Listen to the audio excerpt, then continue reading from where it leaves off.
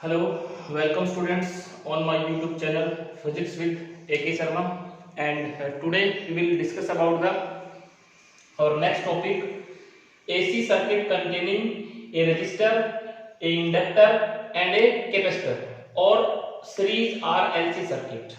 ठीक है, तो इसमें हम ये देखते हैं कि तीनों के तीनों कंपोनेंट, एक रजिस्टर भी लगा हुआ हो, एक इंडक्टर भी लगा हुआ हो और एक कैपेसिटर भी, तीनों सीरीज में एक एसी सोर्स के अक्रॉस लगे हुए हों, तो उनमें जो रिजल्टेंट ईएमएफ आती है और करंट के बीच में क्या फेज रिलेशनशिप होता है उसको हम स्टडी करेंगे।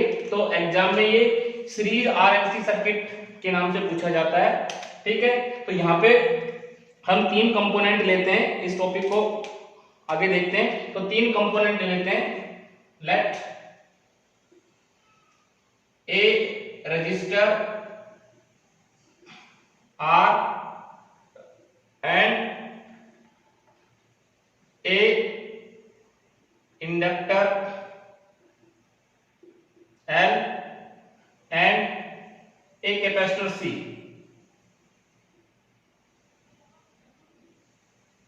capacitor C connected in series across a source of AC।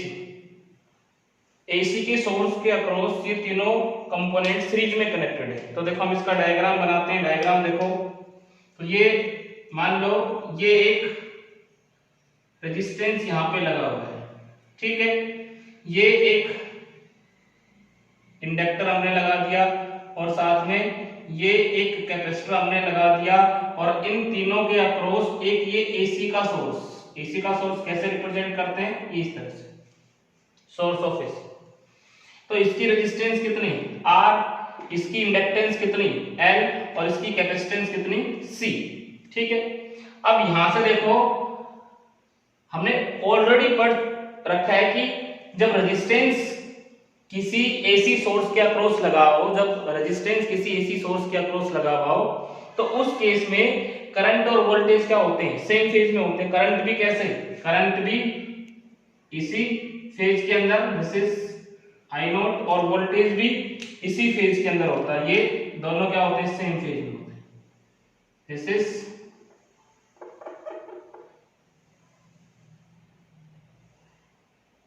E not. ठीक है, इसमें देखो इंडक्टर के अंदर क्या होता है, इसके अक्रॉस वोल्टेज ड्रॉप कितना, इसके अक्रॉस वोल्टेज ड्रॉप VR। ठीक है, इसके अंदर देखो, इसके अंदर इंडक्टर के अंदर जो वोल्टेज है वो करंट को लीड करती कितने फेज से, π/2 फेज से, 90 डिग्री फेज से। तो यहां पे हम इस तरह से दिखा सकते हैं, ये देखो, ये दिस इज I नॉट और इधर E नॉट, और ये देखो दोनों के बीच में एंगल कितना, π/2। ठीक है, ये वोल्टेज करंट से कितना आगे, π/2 फेज।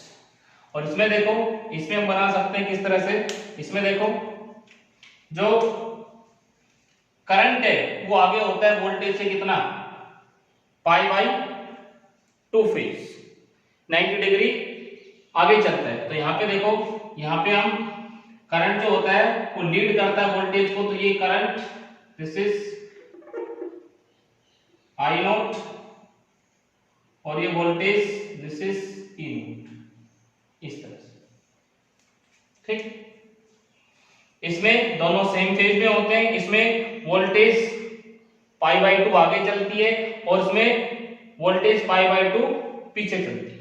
ठीक है, यहाँ पे वोल्टेज ड्रॉप कितना, यहाँ पे वोल्टेज ड्रॉप हमने VL से रिप्रेजेंट कर दिया और यहाँ पे वोल्टेज ड्रॉप हमने VC से रिप्रेजेंट कर दिया।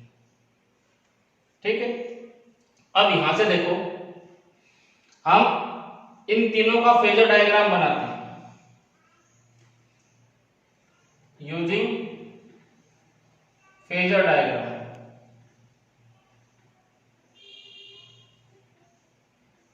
ठीक है, तो यहां पे ये हमने मान लिया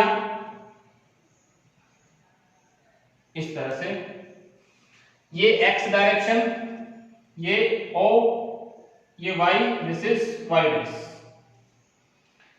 करंट को हम, करंट का फेजर जो है, करंट का वेक्टर जो है, करंट का फेजर, फेजर एक रोटेटिंग वेक्टर होता है, तो करंट का फेजर हम x एक्सिस के अलोंग रिप्रेजेंट करेंगे। ठीक है, तो ये हमने इधर दिखाया, ये दिस इज I नॉट। ठीक है, करंट सभी का x एक्सिस के अलोंग दिखाएंगे। अब सबसे पहले रेजिस्टेंस की बात करते हैं, रेजिस्टेंस की बात। तो रेजिस्टेंस के अक्रॉस देखो पोटेंशियल ड्रॉप कितना, potential across resistance, register R कितना, VR, और VR कितना, I नॉट R, कितना ही होता है, I नॉट R। और दोनों क्या होते हैं, सेम फेज में होते हैं। In register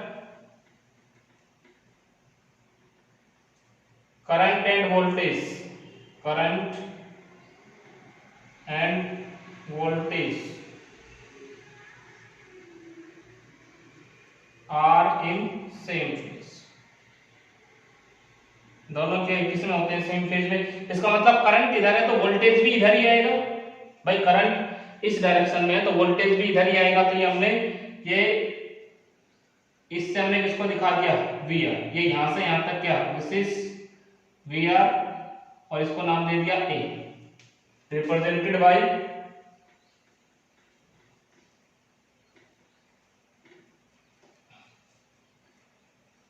OA along OX axis. ठीक है, तो इसको हमने किससे रिप्रेजेंट कर दिया, OA वेक्टर से रिप्रेजेंट कर दिया। OA वेक्टर किसको रिप्रेजेंट कर रहा है, OA वेक्टर में लिख देता हूं, OA वेक्टर जो रिप्रेजेंट कर रहा है वो VR को रिप्रेजेंट कर रहा है, voltage drop across resistance R। ठीक है, अब दूसरा किस पे आ जाओ, सेकेंडली हम किस पे आते हैं, देखो सेकेंड हम किस पे चलते हैं, इंडक्टर के ऊपर चलते हैं। तो इंडक्टर के केस में क्या होता है, इन केस ऑफ इंडक्टर, तो इंडक्टर के केस में हमने पढ़ रखा है कि वोल्टेज जो है वो आगे होती है और करंट पीछे होता है, कितना, π/2 फेज। सेकेंड हम यहां पे लिखते हैं, इन इंडक्टर वोल्टेज, वोल्टेज लिख दो, EMF लिख दो बेटा, एक ही बात है। वोल्टेज अक्रॉस, वोल्टेज लीड्स, या फिर हम कहें voltage leads the current by phase π/2, या current lags behind the voltage by phase π/2, एक ही बात है। तो यहाँ पे ये लिख सकते हैं, ऐसे लिख दो, उल्टा लिख सकते हो यहाँ पे, अगर इसमें कंफ्यूजन होता है। बात एक ही, current lags behind the voltage by phase π/2, कितना फेज पीछे, देखो वोल्टेज से कितना फेज पीछे, π/2।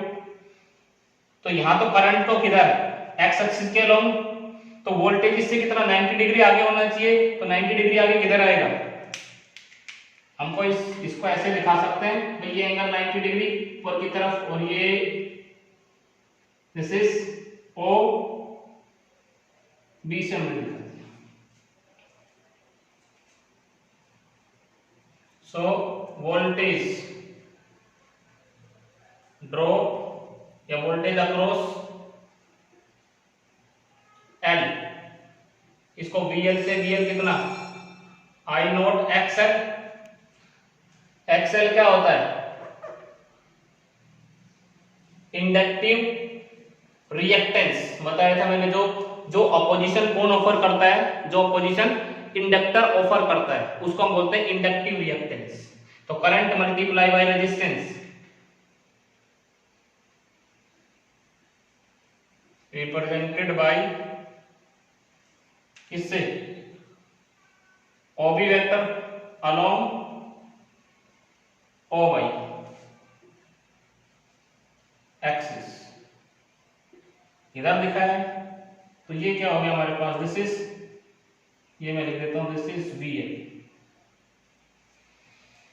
ये VL वेक्टर हो गया। तीसरा आ जाओ कैपेसिटर, इन कैपेसिटर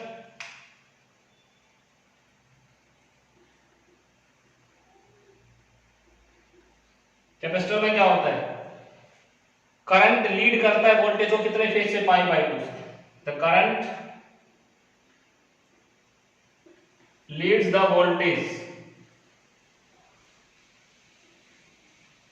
बाय फेज π/2, ठीक है। तो करंट तो सबका इधर ही है, एक्स एक्सिस के लो, तो इससे वोल्टेज पीछे होती है कितना, π/2। तो यहाँ ये एंगल कितना, 90 डिग्री, और ये पीछे आ जाएगा, ये इसको हमने दिखा दिया, दिस इज C से, और ये हमारा VC। सो वोल्टेज अक्रॉस, किसके across, C, VC is equal to I0 XC। XC क्या है, यहाँ पे जो कैपेसिटर रेजिस्टेंस ऑफर करता है, पोजीशन ऑफर करता है, उसको बोलते हैं कैपेसिटेटिव रिएक्टेंस। वोल्टेज किसके बराबर होती है, करंट मल्टीप्लाई बाय रेजिस्टेंस। तो ये रेजिस्टेंस किसकी, कैपेसिटर की, ये रेजिस्टेंस किसकी, इंडक्टर की, और ये रेजिस्टेंस किसकी, R किसकी, रजिस्टर की, ठीक है। अब इसको भी हमने दिखा दिया इस वेक्टर से, ठीक है। अब इन तीनों का रिजल्टेंट हमें निकालना है। भाई तीनों एक साथ लगे तो उसमें रिजल्टेंट वोल्टेज और करंट के बीच में क्या फेज रिलेशनशिप होगा, वो हमें फाइंड आउट करना है। तो यहाँ पे देखो हमारे पास तीन वेक्टर हो गए, कौन सा वेक्टर, एक तो OA वेक्टर, एक OB वेक्टर, और एक OC वेक्टर। तीन वेक्टर एक पॉइंट पे एक्ट कर रहे हैं, तो इनका रिजल्टेंट कैसे निकालते हैं। सो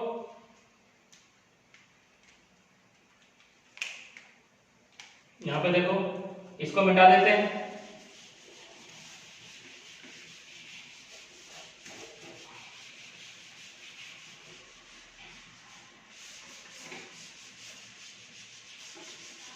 इससे आगे देखो बेटा,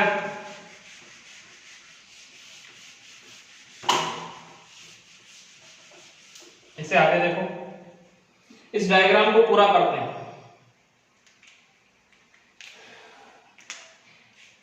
ये दोनों वेक्टर के हैं, इक्वल एंड अपोजिट है, तो इन दोनों का रिजल्टेंट हम निकाल सकते हैं।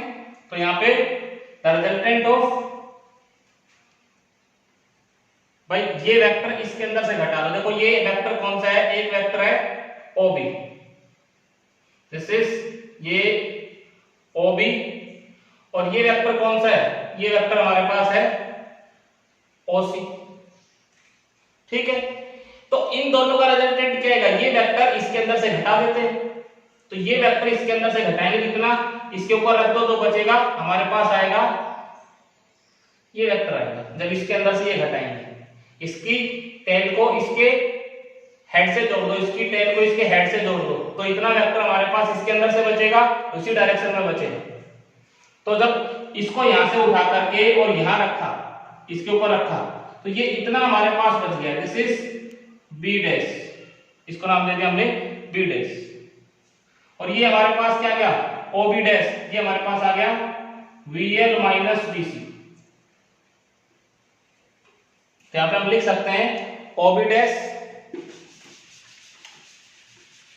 पहले इन दोनों का रिजल्टेंट निकाला, इसका और इसका, तो OB dash gives the resultant of इसका OB एंड OC वेक्टर, ठीक है। सो OB डैश कितना आ गया, OB dash is equal to VL minus VC। हमने क्या माना, VL is greater than VC। भाई VL बड़ा है और VC क्या है, छोटा। पोटेंशियल ड्रॉप अक्रॉस इंडक्टर जो वो ज्यादा है और कैपेसिटर के अक्रॉस कम है, तो ये हमारे पास बच गया। अब हमारे पास दो वेक्टर बच गए, एक तो कौन सा OB डैश, और एक हमारे पास क्या बच गया, OA।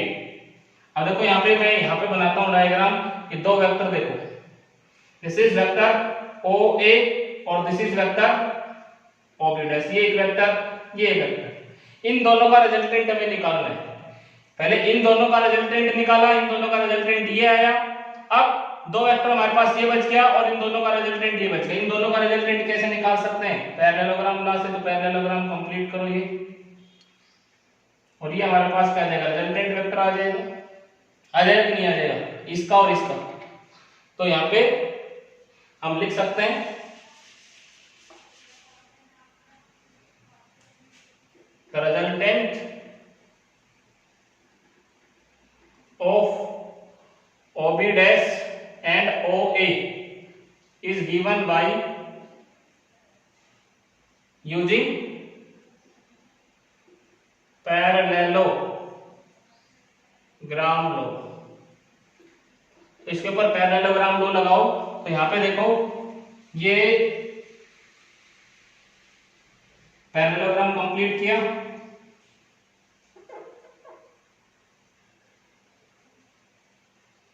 पैरेललोग्राम कंप्लीट हो गए, इसको नाम दे दिया D, और ये जो हमारा आ गया दिस इज रिजल्टेंट वेक्टर, ठीक है। और ये जो डायगोनल हो गया रिजल्टेंट देगा, और ये मान लो कितना एंगल? अल्फा एंगल बना रहा है रिजल्टेंट, ठीक है। सो OD कितना आएगा?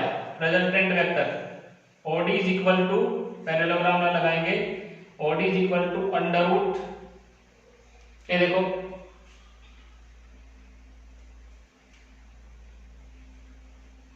OA vector square plus OB dash vector square plus 2OA vector into OB dash vector into cos 90। दोनों के बीच में एंगल कितना है? OB डैश, और इसके और इसके बीच में ये एंगल कितना था? ये वाला, ये 90 था। तो ये तो क्या हो जाएगा? ये पूरा फैक्टर क्या हो जाएगा? ये यहां से यहां तक क्या हो जाएगा? This is 0। OD इसको रिजल्टेंट EMF E मान लेते हैं। E कितना आ गया हमारे पास? E is equal to under root, ये हमने यहां पे लिख दिया। ये कितना था? VR square plus VL minus VC square, VL minus VC square, ठीक है बेटा। अब E का मैग्नीट्यूड कितना आ जाएगा? ये हम यहां पे लिख सकते हैं, दिस इज VR कितना था? I नॉट R, इसका whole square plus I not XL minus I not XC, इसका होल स्क्वायर। VC कितना था? I नॉट XC, VL कितना था? I नॉट XL, और ये हमारे पास आ गया ये अंडर रूट। दोनों तरफ से I नॉट कॉमन ले लो, I नॉट, यहां क्या बच गया? R स्क्वायर प्लस यहां क्या बच गया? XL माइनस XC, इसका होल स्क्वायर, ठीक है। इसको नीचे ले आओ, E by I not under root R square plus XL minus XC, इसका होल स्क्वायर। और ये voltage upon current, EMF upon current, ये होती है रेजिस्टेंस, और इसकी रेजिस्टेंस को बोलते हैं इंपीडेंस। क्या बोलते हैं इसकी रेजिस्टेंस को? इंपीडेंस। तो इसको हम Z लिख सकते हैं, R square plus XL minus XC, इसका होल स्क्वायर। एक ये हमारे पास आ गई resultant EMF। This is equation number first, this is equation number second, where E by I naught is equal to Z, known as impedance.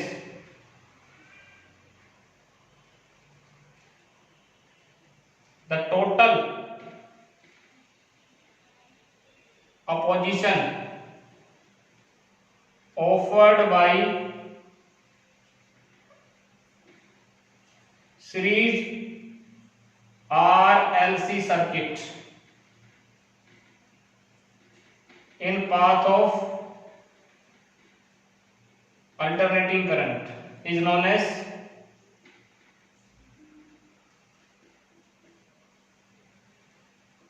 Impedance. इसी को impedance बोलते हैं। तीनों मिलकर के जो रेजिस्टेंस ऑफर करते हैं, जो अपोजिशन ऑफर करते हैं, उस तीनों को हम बोलते हैं इम्पीडेंस। इसकी अपोजिशन को रेजिस्टेंस बोलते हैं, इसकी अपोजिशन को इंडक्टिव रिएक्टेंस बोलते हैं, इसकी अपोजिशन को हम कैपेसिटिव रिएक्टेंस बोलते हैं। और इन तीनों की जो कंबाइंड रेजिस्टेंस जो होती है, इन तीनों की कंबाइंड रेजिस्टेंस जो होती है, इसको बोलते हैं इम्पीडेंस। बहुत बार एग्जाम में पूछा जाता है इम्पीडेंस, व्हाट इज इम्पीडेंस? तो it is the total resistance offered by या total opposition offered by series LCR circuit. तीनों मिलकर के जो रेजिस्टेंस ऑफर करते हैं, जो अपोजिशन ऑफर करते हैं, उसको इम्पीडेंस बोलते हैं। और एसआई यूनिट इसकी क्या होती है? एसआई यूनिट रेजिस्टेंस की क्या होती है? ओम। तो इसकी भी क्या होती है? इम्पीडेंस की एसआई यूनिट ओम में ही मेजर किया जाता है, चाहे वो इंडक्टिव रिएक्टेंस हो, चाहे वो कैपेसिटिव रिएक्टेंस हो, चाहे रेजिस्टेंस हो, चाहे इंपीडेंस हो। इन तीनों को हम ओम के अंदर मेजर करेंगे। किसके अंदर मेजर करेंगे? ओम के अंदर। ठीक है बेटा। अब ये तो हमारे पास आ गया कि रिजल्टेंट ईएमएफ कितना है। रिजल्टेंट ईएमएफ हमारे पास E is equal to I not R square plus XL minus XC square. ठीक है, ये हमारे पास आ गया। अब यहाँ पे ये चलो इसको फाई मान लेते हैं, बुक के अंदर फाई मान रखा है, अल्फा मान लो, उससे कोई फर्क नहीं पड़ेगा, फाई मान लेते हैं। अब tan फाई और निकालते हैं कि जो हमारा रिजल्टेंट ईएमएफ आएगा वो कितने एंगल पे होगा VR से। तो यहाँ पे देखो, इसमें हम ये निकाल लेते हैं। यहाँ पे देखो tan फाई, इसी ट्रायंगल के अंदर हम tan फाई निकालना चाहें तो tan फाई हमारा कितना आ जाएगा? देखो यहाँ पे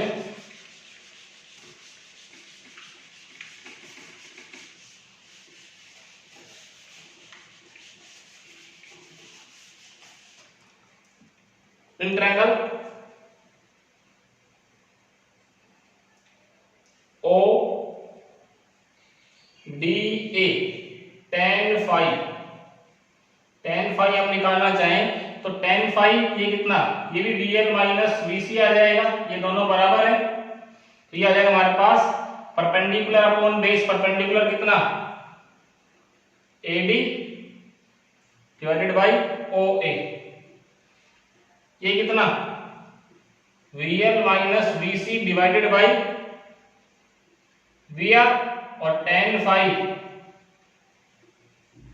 VL I not XL minus I not XC, I not R, सभी में से I नॉट कॉमन आकर के क्या हो जाएगा? कैंसिल आउट हो जाएगा। I not XL minus XC divided by I not R, I naught से I नॉट कैंसिल। तो tan फाई कितना आ गया?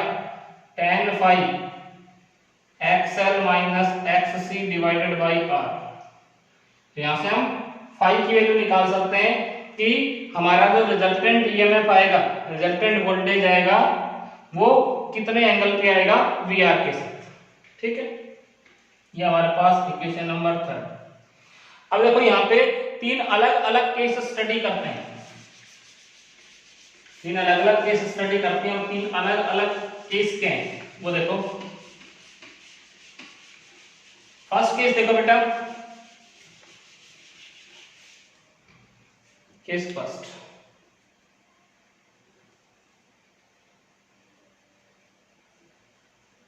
when XL is equal to XC, तो tan फाई कितना हो जाएगा? tan phi is equal to something upon 0, तो 0 हो जाएगा, 0। tan फाई कितना हो जाएगा? 0। तो tan फाई 0 हो गया, तो फाई की वैल्यू कितनी? Phi is equal to 0। इसका मतलब ये किस में होता है? ये रेजिस्टेंस में होता है। इसको बोलते हैं, this is known as non inductive circuit.